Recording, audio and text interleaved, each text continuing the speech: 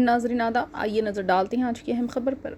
दीपिका पादुकोण अपनी बेटी की परवरिश खुद करेंगी। जी हाँ नाज़रीन, दीपिका पादुकोण अपनी बेटी की परवरिश खुद करेंगी। बॉलीवुड अदाकारा दीपिका पादुकोण के घर में इस वक्त खुशी का माहौल है। दीपिका ने 8 सितंबर को एच.एन. रिलायंस फाउंडेशन हॉस्पिटल में बेटी को जन्म दिया। बेटी की पैदाइश के बाद दीपवीर को मद्दाहों और सितारों की जानिब से मुबारकबाद दी गई। रिपोर्ट्स के मुताबिक अदाकारा को ताहाल हॉस्पिटल से डिस्चार्ज नहीं किया गया है। दीपिका के नन्हे फरिश्ते की एक झलक देखने के लिए मद्दाह बेचैन है, ताहम शायकीन को इसके लिए तवील इंतज़ार करना पड़ेगा। कहा जा रहा है कि दीपिका और रणवीर जल्द ही अपने बच्चे की तस्वीर शेयर नहीं करेंगे।